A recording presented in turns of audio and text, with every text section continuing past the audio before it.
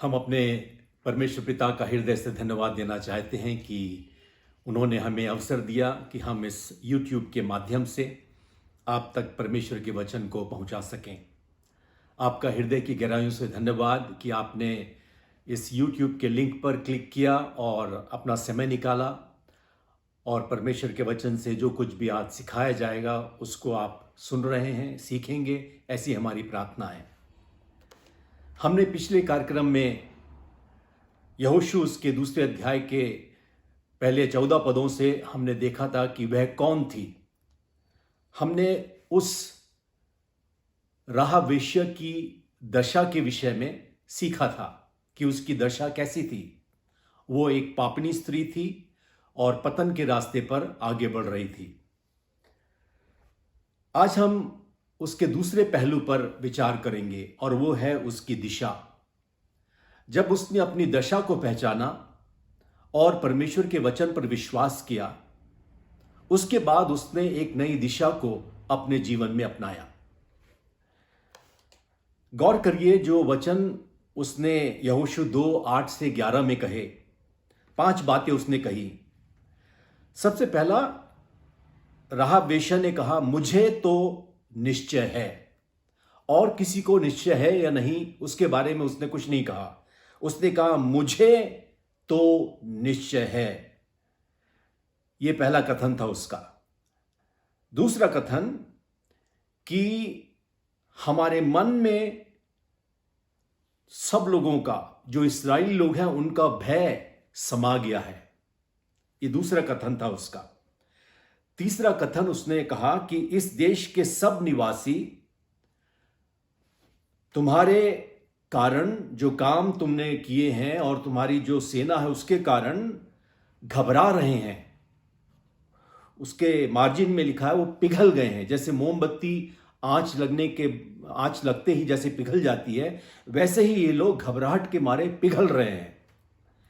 चौथा जो उसने स्टेटमेंट दिया वो कहा, क्योंकि हमने सुना है कि यहोवा ने कैसे बड़े बड़े काम किए हैं। ध्यान दीजिए इन बातों को। क्योंकि हमने सुना है, ना तो देखा था, ना तो उसका अनुभव किया, केवल सुना था। सुन करके उन्होंने विश्वास किया।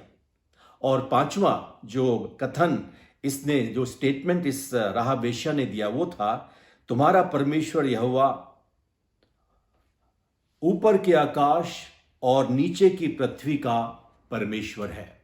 ये 5 कथन उसने उस समय दिया जब उसको निश्चय हो गया कि वो अपनी दशा से एक नई दिशा की ओर आगे बढ़ रही है। राहाब की दशा दयनीय और पापों से भरी हुई थी। 40 साल पहले जो घटनाएं घटी थी इस्राएली प्रजाओं के साथ उस जंगल के उस मरुस्थली मार्ग में, उस सब को इसने सुना था और अपने मन में याद करके रखा था। और 40 वर्षों की इस पूर्व घटना ने उसके जीवन को इतना बदल डाला कि उसकी जो असफलता की, जो पतन की जो दशा थी, उसने एक नई दशा की ओर, नई दिशा की ओर अग्रसर अपने आप को किया। याद रखिए, परमेश्वर धीरज का दाता है। उन्होंने सबको, हर एक इंसान को जो इस दुनिया में पैदा हुए थे और जो पैदा हुए हैं और जो होंगे, सबके पास परमेश्वर एक चुनाव करने का एक अवसर देता है। God always gives us a choice. परमेश्वर हमको लालच कभी नहीं देता, हमको डराता धमकाता नहीं है, हमको कुछ कष्टों के रास्तों से नहीं ले जाता, परंतु उन्होंने हमें स्वतंत्रता का एक चुनाव करने का एक अवसर दिया है। Our Lord never intimidates, neither he tempts. He never does that. He has given us a free will. लेकिन याद रखिए, उत्पत्ति उसके 6 अध्याय के 3 पद में परमेश्वर कहता है कि मेरा आत्मा इन लोगों के साथ सदैव वाद विवाद करता ना रहेगा। परमेश्वर की भी एक जो घड़ी है वो खत्म होने वाली है। जो अवसर परमेश्वर दे रहा है वो अवसर खत्म होने वाला है। यशाया उसके 55 अध्याय के 6 पद में लिखा है, मेरा जब तक यहोवा मिल सकता है तब तक उसकी खोज में रहो। जब तक वो निकट है तब तक उसको पुकारो। जब तक हमारे पास समय है, जब तक हमको मिल सकता है, हमको उनकी खोज में रहना है। नीति वचन उसका 29 अध्याय और पहले पद में लिखा है, जो बार बार डांटे जाने पर भी हट करता रहता है वह अचानक से नाश हो जाएगा और उसका कोई भी उपाय काम नहीं आएगा। परमेश्वर हमको बार बार चेतावनियां देता है, बार बार हमको हिदायतें देता है, हमसे बार बार आग्रह करता है, निमंत्रण देता है कि हम उनकी ओर फिरें, उनके वचनों की ओर अपना कान लगाएं और अपनी दशा से एक नई दिशा की ओर आगे बढ़ें। लेकिन हम बार बार कहे जाने पर भी जब हम नहीं मानते हैं, हम अचानक से नाश हो जाएंगे। नीति वचन उसका 27 अध्याय 1 पद में लिखा है, कल के दिन के विषय में डींग मत मार, क्योंकि तू नहीं जानता कि दिन भर में क्या होने वाला है। जो काम हम आज कर सकते हैं उसको आज करना है, इसी समय करना है, कल के लिए नहीं। कल के लिए शायद हमारे पास फिर दोबारा मौका ना मिले। याकूब उसका 4 अध्याय के 14 पद में प्रेरित कहता है, सुन लो, तुम्हारा जीवन है ही क्या, तुम तो भाप के समान हो जो थोड़ी देर दिखाई देती है और फिर लोप हो जाती है। हर एक यरीहो निवासियों के लिए यह आत्मिक अवसर था कि जो कुछ उन्होंने सुना है उसको सुन करके उस पर विश्वास करें, जैसे राहाब ने किया था। सबके पास अवसर था, सब लोगों ने सुना था, लेकिन इतने लोगों के बीच में केवल राहाब ने ही प्रभु की बातों पर विश्वास किया। परमेश्वर अपनी करुणा सब पर बार बार करते हैं और वो हमेशा बिना पक्षपात किए सबके ऊपर बराबर अपनी करुणा को बना करके रखते हैं।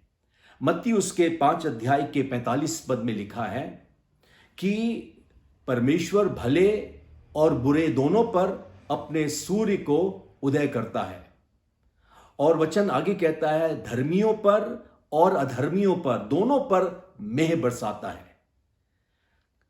और आगे हम रोमियो उसके 2 अध्याय के 11 पद, प्रेरितों के काम 10 अध्याय 34 पद, व्यवस्था विवरण 10 अध्याय 17 पद, कुलुसियों 3 अध्याय 25 पद और इफिसियों 6 अध्याय 9 पद, गलातियों 2 अध्याय 6 पद। इन पदों में हम यदि पढ़ें तो हमें पता चलेगा कि हमारा परमेश्वर कभी भी पक्षपात नहीं करता।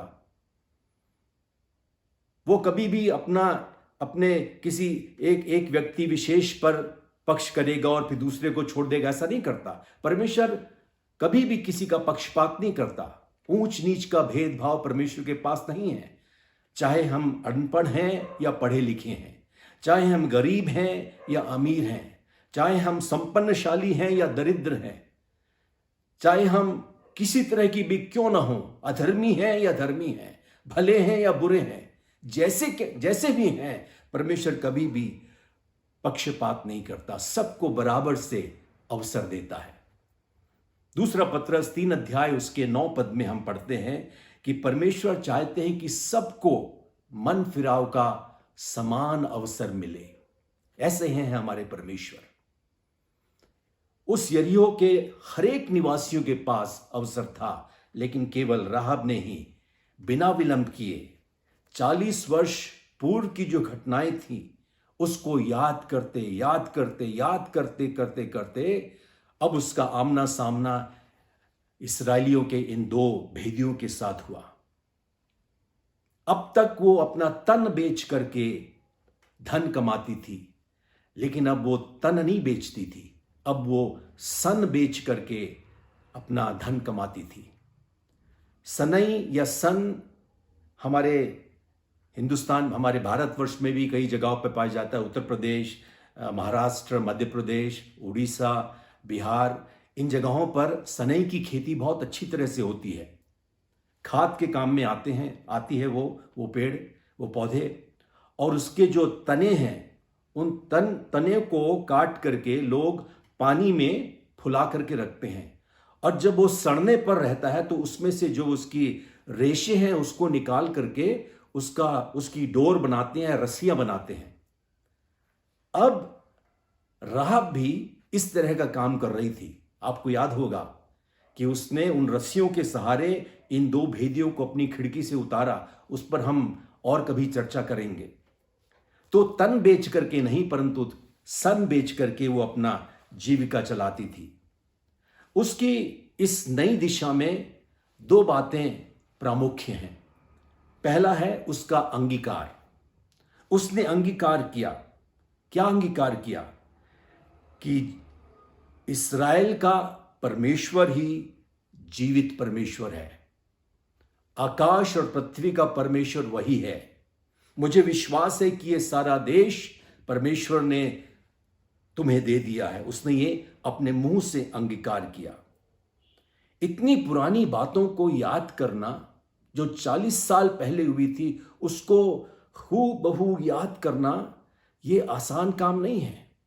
मेरा ऐसा मानना है कि पवित्र आत्मा ने उसको ये मौका दिया, ये अवसर दिया कि उसको स्मरण करे।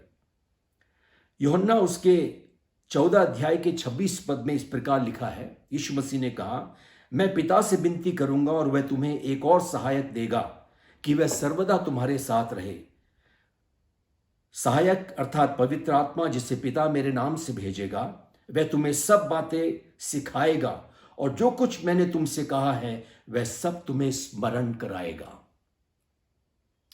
राहब को पवित्र आत्मा क्या है उसके बारे में कुछ नहीं मालूम था, लेकिन क्योंकि उसके दिल में एक लगन थी, उसके हृदय में इस सच्चाई को ग्रहण करने की एक उत्तेजना थी, इसलिए उसने उन 40 वर्ष पहले की बातों को स्मरण करके रखा था। आज पवित्र आत्मा आपके पास और मेरे पास है, लेकिन फिर भी हम परमेश्वर के किए हुए उन अच्छे भले कामों को कितनी आसानी से भूल जाते हैं। हम भूल जाते हैं कि परमेश्वर ने कितने बड़े बड़े काम हमारे लिए किए हैं, इतनी आसानी से भूल जाते हैं। याद रखिए, इस राहब वेश्या ने, जो एक कनानी स्त्री थी, इसने उन सब बातों को स्मरण किया। राहब ने यह अंगीकार किया कि इस्राएल का परमेश्वर महान परमेश्वर है। क्या उसने अंगीकार किया? उसने परमेश्वर की अधीनता का अंगीकार किया। उसने कहा कि यह देश अब हमारा नहीं है, यह परमेश्वर का देश है। उसकी अधीनता में अपने आप को उसने समर्पित कर दिया। याकूब 4 अध्याय 10 पद में लिखा है, प्रभु के सामने दीन बनो तो वह तुम्हें शिरोमणि सर्वश्रेष्ठ बनाएगा। पहला पत्रस 5:6 में लिखा है, इसलिए परमेश्वर के बलवंत हाथ के नीचे दीनता से रहो। इस दीनता का इसने अंगीकार किया। उसने उन भेदियों की बातों पर विश्वास किया, जो कुछ उन्होंने कहा उस पर विश्वास किया। जो 40 साल पहले बातें हुई थी उसको, उन पर विश्वास किया, और सब बातों पर विश्वास करके उसने अपने जीवन में एक नई दिशा को प्राप्त किया। याद रखिए, इन दो भेदियों ने इस वेश्या की बातों पर विश्वास किया, और जब ये दो भेदी वापस अपने स्थान पर गए और यहोशू से जब उन्होंने बातें की, तो यहोशू ने भी इस वेश्या की बातों पर विश्वास किया। किसी वेश्या की और ऐसे व्यक्ति की बात को हम कभी भी नहीं नकारेंगे, जिसका बदचलन जीवन है, जिसका चरित्र अच्छा नहीं है। हम ऐसे लोगों की बातों पर कभी विश्वास नहीं करेंगे। लेकिन जब उनके जीवन में एक नया परिवर्तन होता है, नई दिशा का उनको आभास होता है, तब जो कुछ भी वो बातें करते हैं लोग सुनते हैं। यीशु मसीह ने भी जब इस दुनिया में जब वो थे, लोगों ने उनकी बातों पर विश्वास किया और कहा कि इतना ऐसे अनुग्रह भरे शब्द और किसी के मुंह से हमने निकलते हुए नहीं सुने। लोगों ने अचरज किया। 12 वर्ष की उम्र में भी जब यीशु बातें कर रहे थे, उसकी बातों से लोगों ने आश्चर्य किया। जब आपके और मेरे जीवन में एक नया परिवर्तन होगा, हम एक नई दिशा की ओर आगे बढ़ेंगे। जिस बात को, परमेश्वर की बातों पर हम विश्वास करेंगे और उस पर अमल करेंगे, तब हम जो कुछ भी अपने मुंह से कहेंगे लोग उस पर विश्वास करेंगे। उसने प्रभु की महानता का अंगीकार किया। उसने कहा, तुम्हारा परमेश्वर आकाश और पृथ्वी का परमेश्वर है। भजन का लिखने वाला कहता है, यहोवा महान और स्तुति के योग्य है। 95:4, 145:3 में लिखा, यहोवा महान और अति स्तुति के योग्य है, उसकी बड़ाई अगम है। हमारा परमेश्वर महान और बड़ाई के योग, स्तुति के योग्य परमेश्वर है। क्या हम उनकी महानता का अंगीकार अपने मुंह से करते हैं? उसने एक और बात पर अपने आप का अंगीकार किया, और वो था परमेश्वर की बातों को याद किया। जो कुछ भी उसने सुना था हूबहू उसको याद किया। रोमियो 10:17 में लिखा है, विश्वास सुनने से और सुनना परमेश्वर के वचन से आता है। आज हमारे पास सब कुछ परमेश्वर ने दिया है, लेकिन फिर भी हम सुन करके भी विश्वास नहीं करते।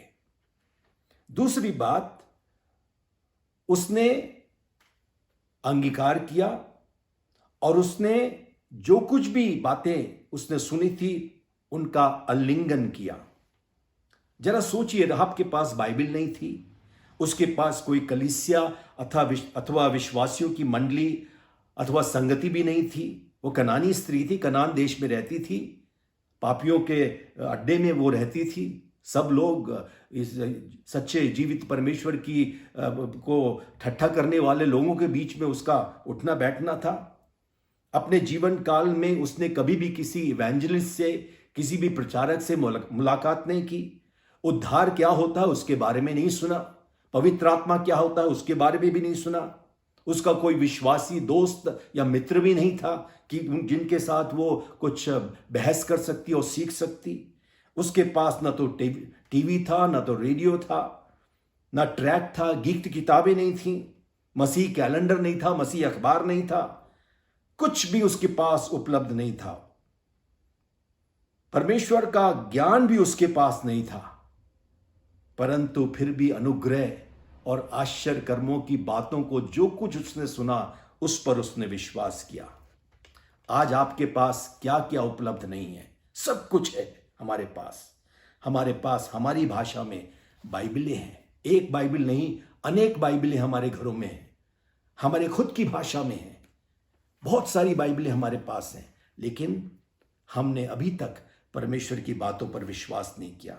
हमारे पास टेलीविज़न है, यूट्यूब चैनल्स हैं, इंटरनेट है, हमारे पास कलीसियाएं हैं, हमारे दोस्त हैं, हमारे मित्र हैं, हमारे पास क्रिश्चियन मैगजीन्स हैं और मसीह कैलेंडर हैं, गीत की किताबें हैं, संगति है। सब कुछ होते हुए भी हमने अब तक परमेश्वर के विषय में, परमेश्वर की जो बातें हैं उस पर विश्वास पूरी तरह से नहीं किया। हमने कलवरी के बारे में कितनी बार सुना, उस खाली कब्र के बारे में कितनी बार सुना, पश्चाताप करने के बारे में, मन फिराने के बारे में कितनी बार हमने सुना, फिर भी आज हम मन नहीं फिराते हैं। आज हम आत्मिक रूप से कहां हैं, हमको विचार करना है। हमारी दिशा किस ओर जा रही है, हमको उस पर मनन करना है। आपको और मुझे याद रखना है, लूका 12:48 के अनुसार, जिसको बहुत दिया गया है उससे बहुत मांगा भी जाएगा। अकाउंटेबिलिटी, उसको इंग्लिश में बोलते हैं अकाउंटेबिलिटी। हमको बहुत दिया गया है, हमसे बहुत हिसाब किताब भी मांगा जाएगा। हमें मालूम है कि परमेश्वर का प्रेम महान है। शायद आप में से कईयों ने परमेश्वर के प्रेम को चखा भी है, फिर भी आप उस पर अविश्वास करते हैं। हमने परमेश्वर के निमंत्रण को शायद अपने जीवन में स्वीकार किया है। हमें मालूम है कि उद्धार की हमें सख्त जरूरत है, मन फिराने की, पश्चाताप करने की हमको सख्त जरूरत है। हमारे जीवन में शायद कुछ पाप हैं जिनको हमको छोड़ने की सख्त जरूरत है। और इतना होने पर भी जब हम सुन करके अपने जीवन पर, प्रभु पर विश्वास नहीं करते तो बड़ा दुख होता है। इब्रानियों उसके 11 अध्याय 31 पद में प्रभु का वचन कहता है, विश्वास ही से राहब वेश्या आज्ञा न मानने वालों के साथ नाश नहीं हुई। विश्वास ही से वो नाश नहीं हुई।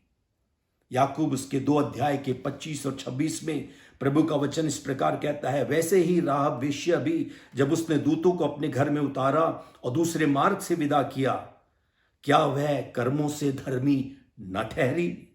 अतः जैसे देह आत्मा बिना मरी हुई है, वैसे ही विश्वास भी कर्म बिना मरा हुआ है। गिनती उसके 14वें अध्याय में एक बहुत सख्त चेतावनी हमें दी गई है। मूसा ने 12 गुप्तचरों को, भेदियों को कनान देश का भेद लेने के लिए भेजा था। 10 लोग वापस आए और मूसा से कहा, यह असंभव है, परमेश्वर नहीं चाहता कि हम वहां जाएं, यह मुश्किल है, ऐसा हो ही नहीं सकता। लेकिन केवल यहोशू और कालेब ने विश्वास किया और कहा, नहीं, हम उस प्रदेश में जिसकी प्रतिज्ञा परमेश्वर ने की है जाकर के उसको अपने वश में कर सकते हैं। गिनती के 14वें अध्याय के 36, 37 और 38 पदों में बहुत दुख भरी घटना है। इन 10 लोगों के अविश्वास के कारण से इस्राएल के कई लोग बुड़बुड़ाने लगे, बुदबुदाने लगे, कुड़कुड़ाने लगे। वे परमेश्वर को भला बुरा कहने लगे और परमेश्वर की बातों पर उन्होंने विश्वास नहीं किया। मालूम क्या हुआ? परमेश्वर ने उनको मार डाला। केवल 2 लोग ही जीवित रहे क्योंकि उन्होंने परमेश्वर की बातों पर विश्वास किया। शायद आप और मैं शारीरिक रूप से न मारे जाएं, लेकिन आत्मिक रूप से हम जरूर मारे जाएंगे यदि हम परमेश्वर के इन बातों पर विश्वास न करें तो। नीति वचन 18:21 में लिखा है, जीव के वश में या जीव के अधिकार में मृत्यु और जीवन दोनों होते हैं, और जो उसे काम में लाना जानता है वह उसका फल चखने पाएगा, उसका फल खाने पाएगा। समाज की टीका टिप्पणी, समाज के नुक्ताचीनी, उनकी बातों, उनके गपशप और उनके फुसफुसाने को किसी बात की चिंता न करते हुए राहब ने बिना अविश्वास किए पूरी तरह से परमेश्वर की बातों पर विश्वास किया, जो 40 साल पहले जंगल में घटी थी। पूरी निष्ठा और हिम्मत के साथ उसने हरेक विपरीत परिस्थितियों का सामना किया। और रोमियो 8:31 से 39 का जो भाग है उसने अपने लिए चुन लिया। और वो कौन सा भाग है? कौन हमको परमेश्वर के प्रेम से अलग कर सकता है? हमने राहब की दशा पर ध्यान दिया। उसकी दशा दयनीय थी, पापिनी थी, पतन के रास्ते पर जा रही थी। आज हमने उसके दूसरे पहलू पर विचार किया कि क्योंकि उसने परमेश्वर की बातों पर विश्वास किया, उसको प्रभु ने एक नई दिशा दिया। प्रभु ने चाहा जो तीसरा और अंतिम पहलू है उस पर हम अगले कार्यक्रम में विस्तार से वर्णन करेंगे। उस समय तक प्रभु का अनुग्रह आपके साथ बना रहे। जय मसीह की।